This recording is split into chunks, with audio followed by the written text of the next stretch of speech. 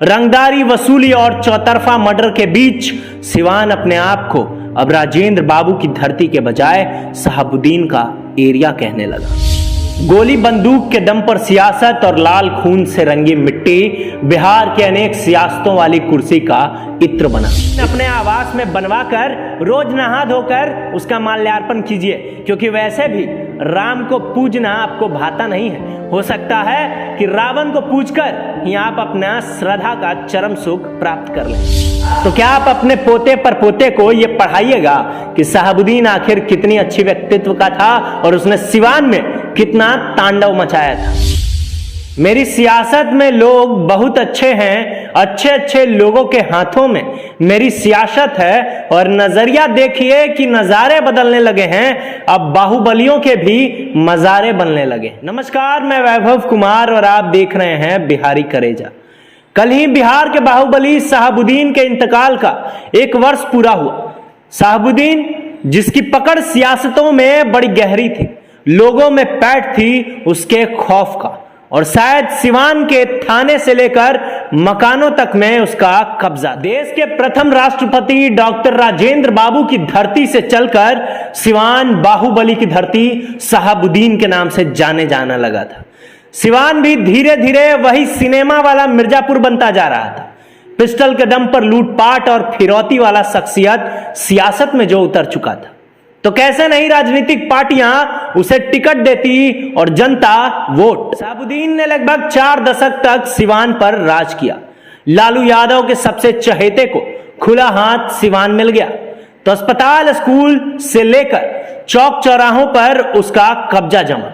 रंगदारी वसूली और चौतरफा मर्डर के बीच सिवान अपने आप को अब राजेंद्र बाबू की धरती के बजाय शहाबुद्दीन का एरिया कहने लगा। गोली बंदूक के दम पर सियासत और लाल खून से रंगी मिट्टी बिहार के अनेक सियासतों वाली कुर्सी का इत्र बना, इसमें कोई दो राय नहीं। उन दिनों सिवान से लेकर उत्तर प्रदेश तक में शहाबुद्दीन का डंका बजता था, और गली का वो लौंडा जो 17-18 साल में ही उसकी गैंग का सरगना था, वो भी बड़े कारोबारियों को दिन दहाड़े लूटता था और खौफ फैलाने में माहिर हो गया था। पीढ़ी दर पीढ़ी अब सिवान राष्ट्रपति को भूलकर तमंचावादी को याद करता था, और शहाबुद्दीन का जीवन जब तक रहा सिवान में उसकी तूती बोलती रही। सिवान के बुरे दौर का सच्चाई मैं आपको क्यों बता रहा हूं जानते हैं? क्योंकि मरने के बाद भी वो शहाबुद्दीन लोगों के मन से नहीं निकल पा रहा है। उसका खौफ लोगों के मन में आज भी काबिज है और नेता उसे निकलने नहीं दे रहे हैं। आने वाली पीढ़ियों को राजेंद्र बाबू का नाम नहीं बताकर सिवान की पहचान शहाबुद्दीन से करवाना चाहते हैं हमारे नेता जीतन राम मांझी। कल शहाबुद्दीन के मरने पर अनेक सियासतों के बड़े बड़े नेताओं ने काफी दुख व्यक्त किया। उसके साथ ही जीतन राम मांझी ने घोषणा की कि पूरे प्रदेश में शहाबुद्दीन की मूर्तियां बननी चाहिए और उस पर माल्यार्पण होगा।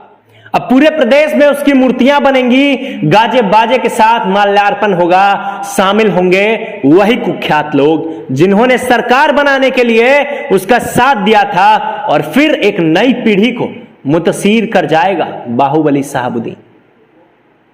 सिवान के उस महान धरती जहां राजेंद्र बाबू ने जन्म लिया, हे राजेंद्र बाबू, हम आपसे क्षमा चाहते हैं। शायद स्वतंत्रता का मतलब यही था कि आपके आदर्शों की सीढ़ियों पर चढ़कर हम बाहुबली के माल्यार्पण को पहुंचेंगे, और यह सरकार उसमें पूरा साथ देगी।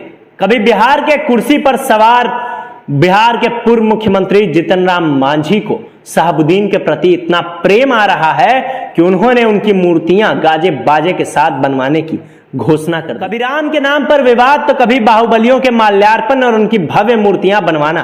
खुलेआम आप अपनी मानसिकता का संदेश दे रहे हैं मांझी जी। आप बताइए कि अगर शहाबुद्दीन इतनी अच्छी व्यक्तित्व का था, इतना बड़ा शख्सियत था, तो क्या आप अपने पोते पर पोते को यह पढ़ाइएगा कि शहाबुद्दीन आखिर कितनी अच्छी व्यक्तित्व का था और उसने सिवान में कितना तांडव मचाया था। अरे अगर कोई बुरा वक्त गुजर गया है तो उसे याद करने की कोई जरूरत नहीं है। कम से कम आने वाली पीढ़ियों को इस बात से सहज होना चाहिए कि बाहुबली नहीं, एक अच्छे व्यक्तित्व बनना है। और अगर फिर भी जीतन राम मांझी को शहाबुद्दीन के प्रति इतना प्यार आ रहा है तो एक काम करिए, शहाबुद्दीन की मूर्ति बनवाइए जरूर, माल्यार्पण भी जरूर कीजिए, लेकिन अपने आवास में बनवाकर रोज नहा धोकर उसका माल्यार्पण कीजिए, क्योंकि वैसे भी राम को पूजना आपको भाता नहीं है। हो सकता है कि रावण को पूजकर ही आप अपना श्रद्धा का चरम सुख प्राप्त करें। वीडियो आपको पसंद आया है तो लाइक शेयर और सब्सक्राइब जरूर कीजिएगा और बने रहें हमारे साथ, देखते रहें बिहारी करेज।